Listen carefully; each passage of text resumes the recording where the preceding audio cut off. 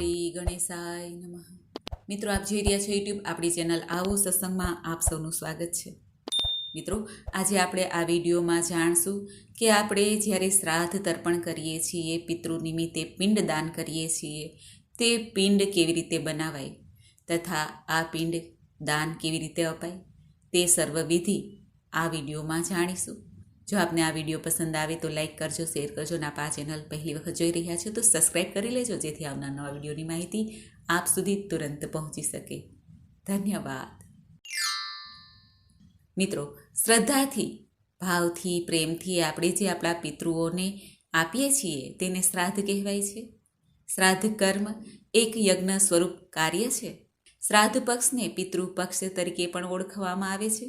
ભાદરવા માસના કૃષ્ણ પક્ષના દિવસે પોતાના પિતૃઓને યાદ કરીને સ્નાન કરીને દેવતાઓ, ગાય, બ્રાહ્મણ, કૂતરો, કાગડો આદિને દૂધથી બનાવેલી વસ્તુથી પૂજા કરાય છે, ભોગ ધરાય છે અને તે જે જમવાનું બનાવવામાં આવે છે તે અર્પણ કરવામાં આવે છે, કીડિયારું પૂરવામાં આવે છે. અથર્વવેદમાં શ્રાદ્ધનું મહત્વ જોવા મળે છે. જ્યારે સૂર્ય કન્યા રાશિમાં રહે છે ત્યારે પિતૃઓને તેમની પ્રિય વસ્તુઓને અર્પણ કરવાથી, દાન કરવાથી પિતૃઓ તૃપ્ત થાય છે. એમ પણ કહી શકાય કે કન્યા રાશિમાં જ્યારે સૂર્ય આવે છે, સૂર્ય સંક્રાંતિ થાય છે ત્યારે પિતૃપક્ષ આરંભ થાય છે. પિતૃ નિમિત્તે કાર્ય કરવું શુભ મનાય છે. આ ઉપરાંત યાજ્ઞવલ્ક્ય સ્મૃતિ અને યજ્ઞ સ્મૃતિમાં પણ એવું કહેવામાં આવ્યું છે કે પિતૃપક્ષના 16 દિવસમાં પિતૃ સ્મૃતિ માટે વિશેષ પૂજા અને દાન કરવાથી સ્વર્ગલોકની પ્રાપ્તિ થાય છે. આ ઉપરાંત બ્રહ્મપુરાણ, નારદ પુરાણ આદિમાં પણ કહેવામાં આવ્યું છે કે પિતૃઓ શ્રાદ્ધ પક્ષ દરમિયાન પોતાના વંશજોને જોવા માટે આ ધરતીલોક ઉપર આવે છે.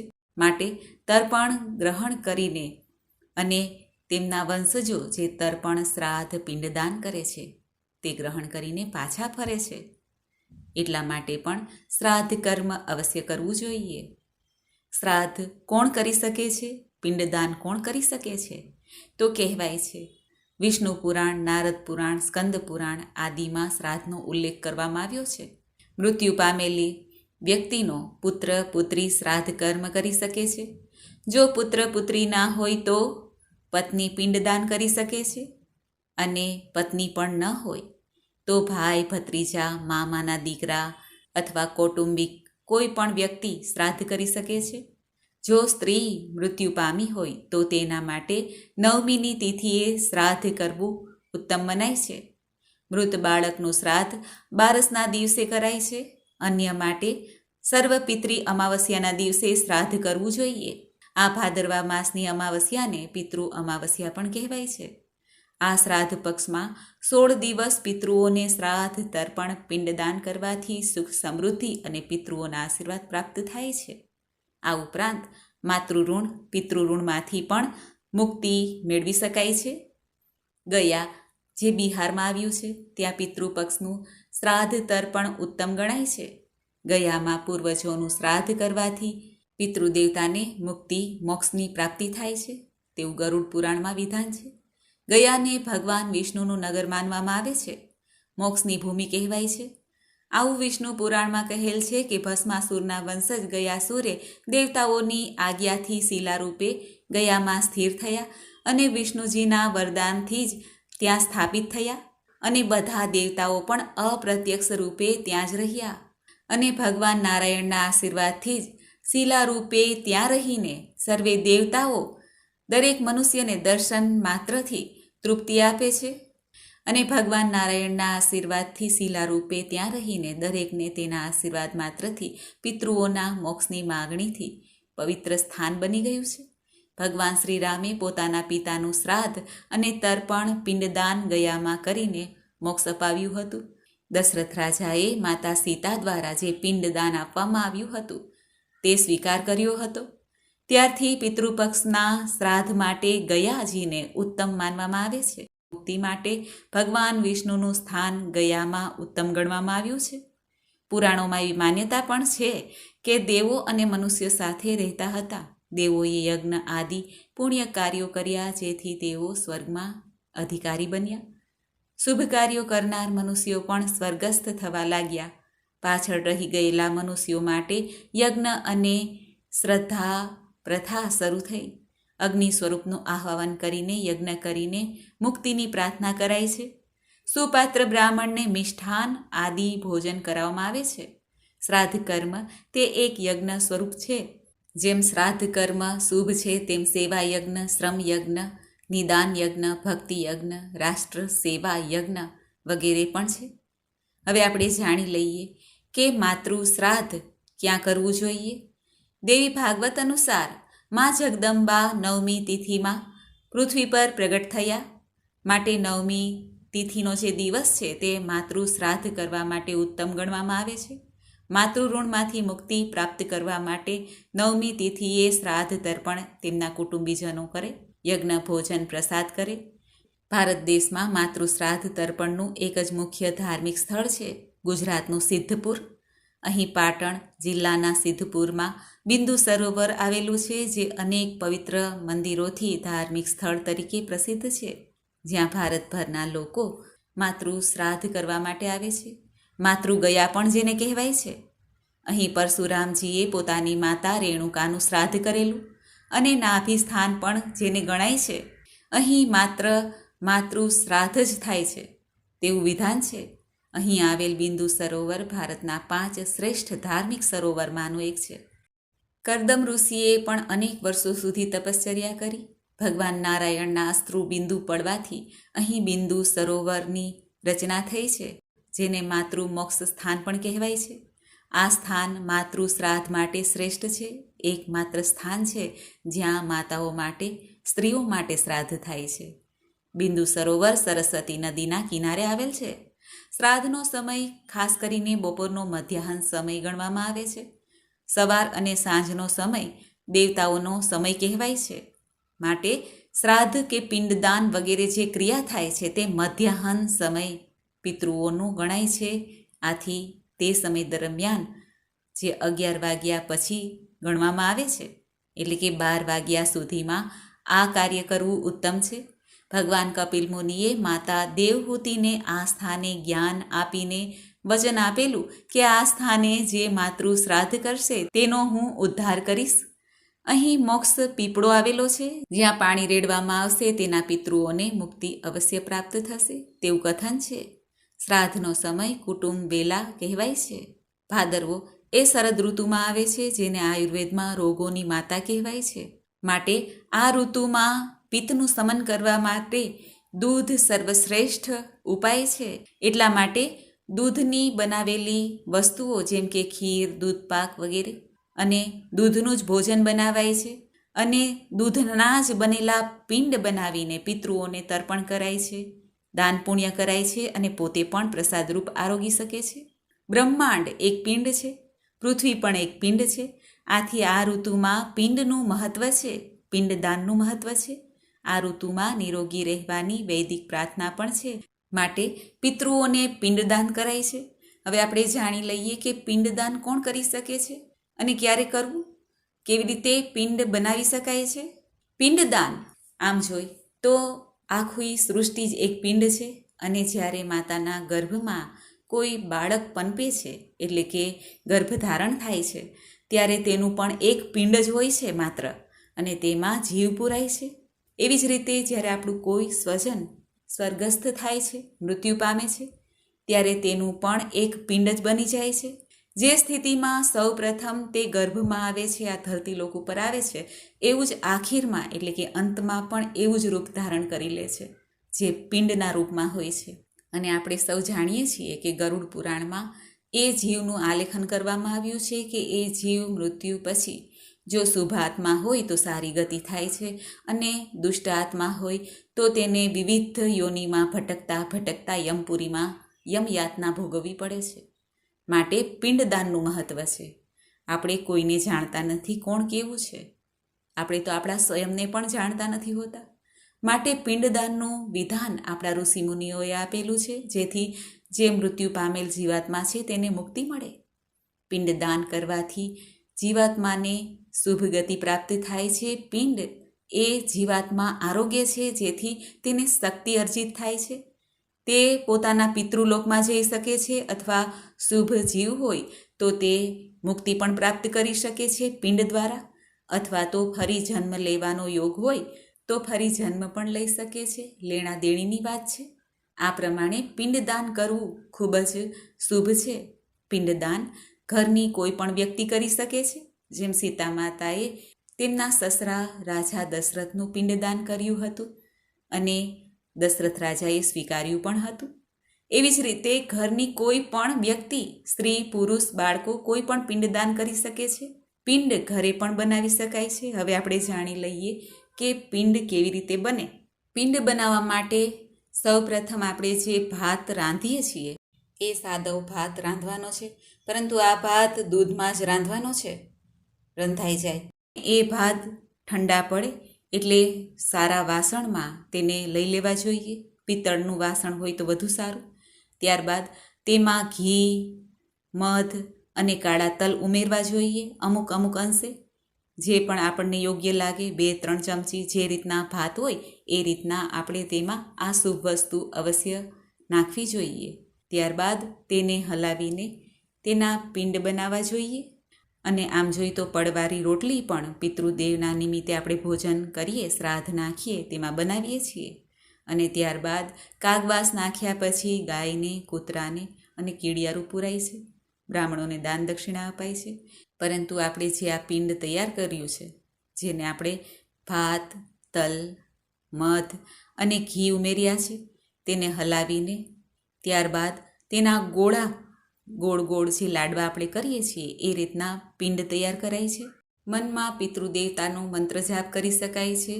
ઓમ પિતૃદેવાય નમઃ, ઓમ પિતૃદેવાય નમઃ, અથવા તો ભગવાન નારાયણનો મંત્ર જાપ કરી શકાય છે. ઓમ નમો નારાયણાય નમઃ. આ રીતે મંત્ર જાપ કરતાં કરતાં પિંડ બનાવવા જોઈએ. ત્યારબાદ આપણે આપણા પૂર્વજોનું જો નામ યાદ હોય તો તેના નામ ઉપર પિંડ બનાવવું જોઈએ. અથવા તો પિંડ બનાવીને ત્યારબાદ સર્વે પિતૃને સ્મરણ કરીને આહ્વાન કરવું જોઈએ કે હે પિતૃદેવતા, આવીને આપ આ ભોગ સ્વીકાર કરો. આ રીતે બોલીને પિતૃદેવતાને નમન કરીને પ્રાર્થના કરવી જોઈએ કે હે પ્રભુ, આપ અમને સુખ, શાંતિ, આરોગ્ય, સૌભાગ્ય બક્ષજો. ત્યારબાદ પાણીની અંજલિ ભરીને પિતૃદેવતાને અર્પણ કરવું જોઈએ. ખાસ કરીને જ્યારે પિંડદાન કરીએ ત્યારે દક્ષિણ દિશા અથવા પૂર્વ દિશાનું ચયન કરવું જોઈએ. એટલે કે પૂર્વાભિમુખ, જ્યાં સૂર્યનારાયણ દેવ દર્શન આપે છે એ તરફ મુખ કરીને ઊભા રહીને પિંડદાન કરાય, અથવા દક્ષિણ દિશા તરફ કે જે મંગળની દિશા છે, યમની દિશા છે, તે તરફ મુખ રાખીને પિંડદાન કરાય. અને યોગ્ય બ્રાહ્મણની સલાહ લઈને પણ પિંડદાન કરી શકાય છે. પિંડદાન કરતી વખતે દર્ભ તથા કુશ ઘાસ સાથે રાખવાથી પિંડદાન યોગ્ય રીતે થાય છે, આપણા પિતૃદેવતા સુધી પહોંચી જાય છે. પિંડદાન કર્યા પછી બ્રાહ્મણોને દાન દક્ષિણા આપવું જોઈએ, સીધું સામગ્રી આપવી જોઈએ અને પંચબલી કાઢવી જોઈએ. પંચબલી એટલે ગાય, કૂતરો, કાગડો, બ્રાહ્મણ અને કીડિયારું આપણે જે પૂરીએ છીએ. આ ઉપરાંત જરૂરિયાતમંદને દાન પુણ્ય કરવું જોઈએ. પિંડદાન કરવાથી પિતૃઓ તૃપ્તિ પામીને તેમના વંશજોને આશીર્વાદ અવશ્ય આપે છે. પિંડ આમ જોઈ તો 7 બનાવી 7 વાર હોય છે. જેમ ભાગવત મહાપુરાણની કથામાં સુખદેવજીએ પરીક્ષિત રાજાને કહ્યું હતું કે 7 દિવસ હોય છે, 8મો દિવસ કોઈનો હોતો નથી. એ રીતે 7 પિંડ બનાવી શકાય છે. અને આમ જોઈ તો 16 શ્રાદ્ધ છે, માટે 16 પિંડ પણ બનાવી શકાય છે. અને જેટલા આપણા જે ચાલ્યા ગયા છે, જે આપણા પૂર્વજ, તેમનું નામ ખ્યાલ હોય તો તેમના નામ ઉપર પણ એક પિંડ બનાવી શકાય છે. આ રીતે પિંડ બનાવીને તેને અલગ વાસણમાં લઈ લેવું જોઈએ. ત્યારબાદ શુદ્ધ ઘીનો દીપક કરીને, ધૂપબત્તી કરીને સફેદ પુષ્પ લઈ શકાય છે. અને કોઈ પણ કેળના પત્તા અથવા બીજું કોઈ પત્તું હોય જે શુભ હોય છે, જે આપણે પિતૃ તર્પણમાં વાપરી શકીએ છીએ. પીપળાનું પાન છે, વડલાનું પાન છે, તે પણ રાખી શકાય છે. તેની ઉપર આ પિંડદાન, જે પિતૃનું આપણને નામ યાદ હોય એ નામનું સ્મરણ કરીને પિંડ રાખી શકાય છે. અને પ્રાર્થના કરાય કે હે પિતૃદેવતા, તમે તૃપ્ત થાવ. આ રીતે પ્રાર્થના કરતાં કરતાં તે પિંડ મૂકવા જોઈએ. જ્યારે બધા પિંડ મુકાઈ જાય તેમાં તુલસી પત્ર પધરાવી દેવું જોઈએ. જેથી પિતૃદેવ સ્વીકાર કરે અને તેમને મુક્તિ મળે. તેઓને જ્યાં સ્થાન યોગ્ય મળે તે સ્થાને ચાલ્યા જાય અને તેમની શુભ ગતિ થાય એવી ભાવના મનમાં રાખવી જોઈએ કે તેમને ભટકવું ના પડે. આ રીતે પિંડદાન થાય છે.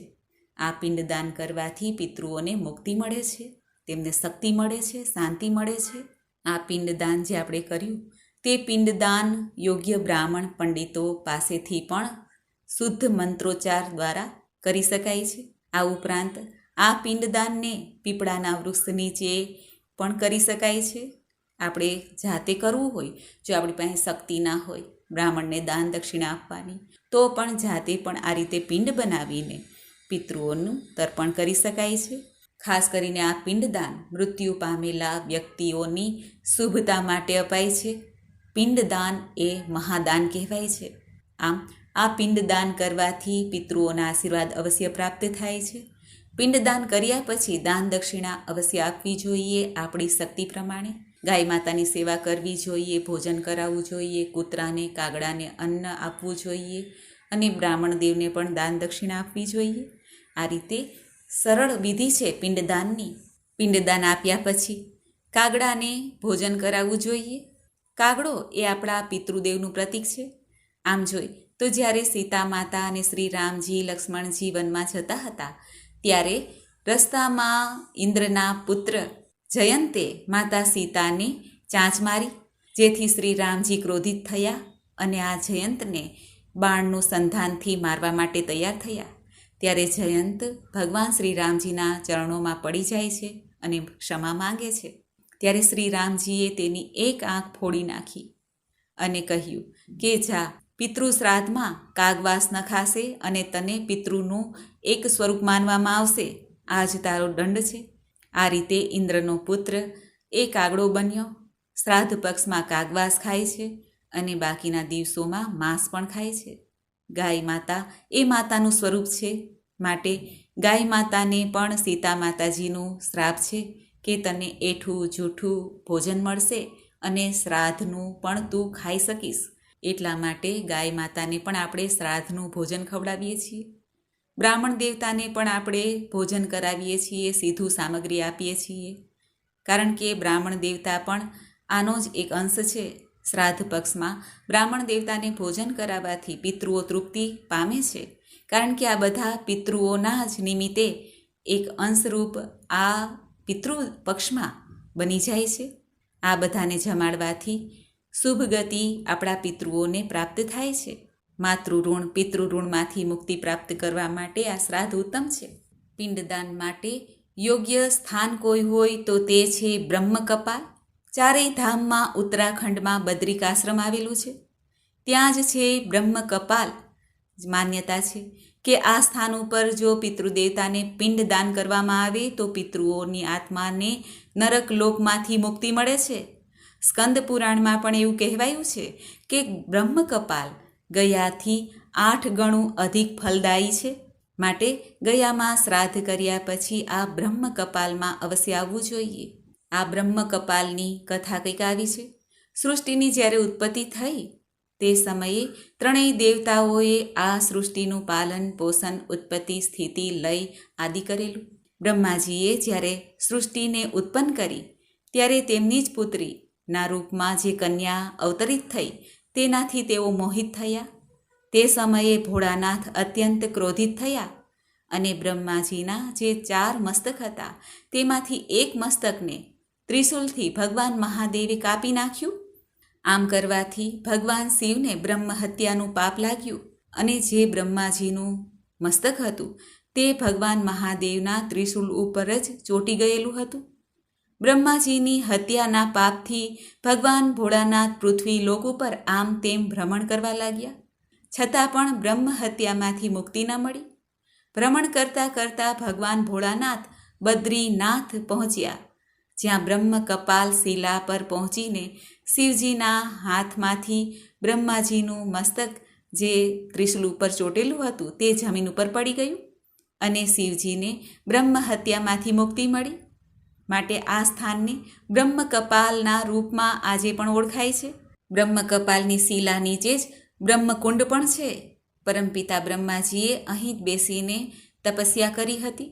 શિવજીએ બ્રહ્મ હત્યામાંથી મુક્તિ પ્રાપ્ત કરીને આ સ્થાનને વરદાન આપ્યું કે જે કોઈ વ્યક્તિ આ સ્થાન ઉપર બેસીને શ્રાદ્ધ કરશે તેના પિતૃઓને પ્રેત યોની પ્રાપ્ત નહીં થાય અને તેમને મુક્તિ મળશે અને તેમની ઘણી પેઢીઓ સુધી પિતૃઓ સદૈવ મુક્તિ પ્રાપ્ત કરતા રહેશે.